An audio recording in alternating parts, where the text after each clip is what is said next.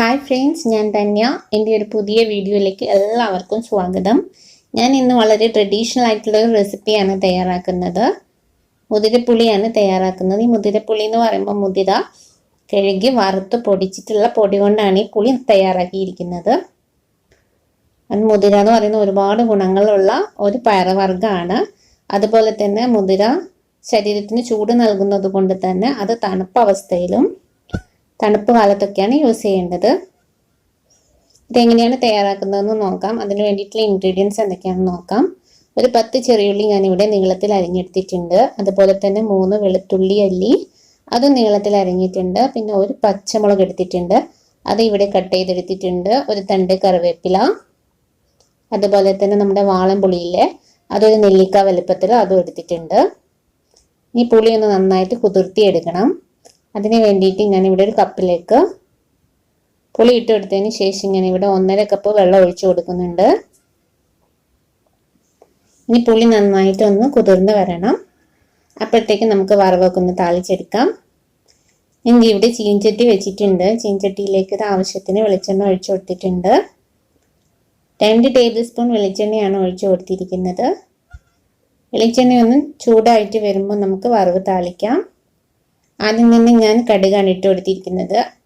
1/2 teaspoon കടുക് ഇട്ട് കൊടുത്തിട്ടുണ്ട്. കടുക് പൊട്ടിയ ശേഷം ഉലുവ ഇട്ട് കൊടുത്തിട്ടുണ്ട്. ഒരു 1/4 ടീസ്പൂണോളം ഉലുവ ഇട്ട് കൊടുത്തിട്ടുണ്ട്.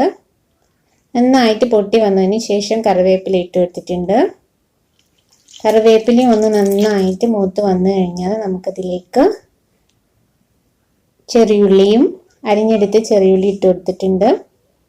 അതോടൊപ്പം തന്നെ നമ്മൾ കട്ട് ചെയ്ത് വെച്ചിരിക്കുന്ന 3 വെളുത്തുള്ളി അല്ലിയില്ലേ, അതും കൂടി ഇട്ട് കൊടുത്തിട്ട് നന്നായിട്ട് വഴറ്റിയെടുക്കാം. ചെറിയുള്ളിയും വെളുത്തുള്ളിയൊക്കെ നന്നായിട്ട് വഴന്ന് വരുന്നത് വരെ നന്നായിട്ട് നമുക്ക് വഴറ്റി കൊടുക്കാം. ഇപ്പോൾ ഉള്ളിയൊക്കെ ഇവിടെ നന്നായിട്ട് വഴന്ന് വന്നിട്ടുണ്ട്. ഇനി നമുക്കിതിലേക്ക് പച്ചമുളക് കൂടെ ചേർത്ത് കൊടുക്കാം. പച്ചമുളകൊക്കെ എരിവിനനുസരിച്ച് ചേർത്ത് കൊടുക്കാം. ഞാനിവിടെ ഒരു പച്ചമുളക് ഇട്ട് കൊടുത്തിട്ടുള്ളൂ.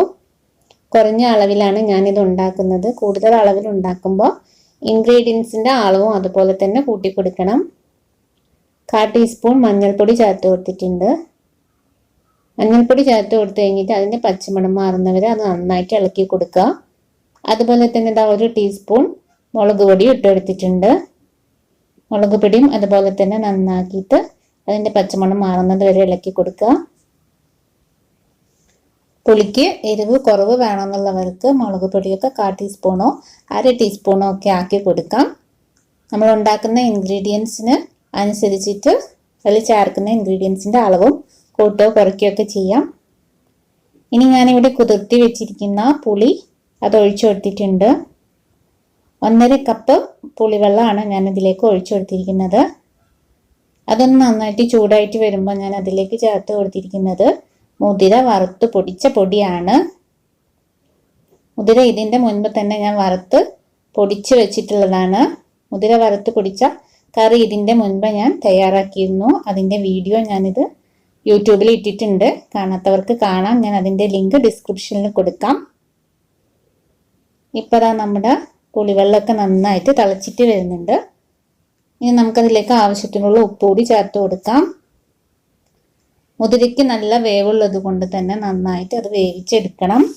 പൊടിയാണ്, പൊടി ആയതുകൊണ്ട് തന്നെ ഇത് തിളച്ചിട്ട് വരുമ്പോൾ നല്ല കട്ടിയായിട്ട് വരും.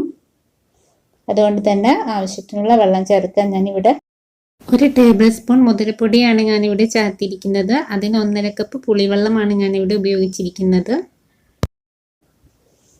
ഇത് നന്നായിട്ട് തിളച്ചിട്ട് വന്നു കഴിഞ്ഞാൽ നമുക്കിതിലേക്ക് ശർക്കര ചേർത്ത് കൊടുക്കാം.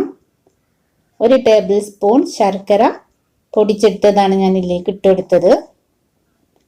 അതും കൂടി ചേർത്തിട്ട് നമുക്ക് നന്നായിട്ടൊന്ന് വേവിച്ചെടുക്കണം. കുറുകി വരുന്നത് വരെ വേവിച്ചെടുക്കാം. ഇനി ഇതിലേക്ക് ചേർത്ത് കൊടുത്തിരിക്കുന്നത് ചുക്കുപൊടിയാണ്. ഒരു 1/4 ടീസ്പൂണോളം ചുക്കുപൊടിയും അതോടൊപ്പം തന്നെ 1/4 ടീസ്പൂണോ ജീരകപ്പൊടിയും, നല്ല ജീരകത്തിൻ്റെ പൊടിയും കൂടി ചേർത്ത് കൊടുത്തിട്ടുണ്ട്. അതും ചേർത്ത് കൊടുത്തിട്ട് നന്നായിട്ട് തന്നെ നമുക്ക് ഇളക്കി കൊടുക്കാം. ഇളക്കി നന്നായിട്ടൊന്ന് കുറുകി വരുന്നത് വരെ അത് വേവിക്കാം. ഇപ്പോൾ പുളിയൊക്കെ നന്നായിട്ട് കുറുകി വന്നിട്ടുണ്ട്. കൂടുതലായിട്ട് കുറുകണമെങ്കിൽ കുറച്ചും കൂടി നമുക്ക് അടുപ്പത്ത് വെച്ച് വേവിക്കാം.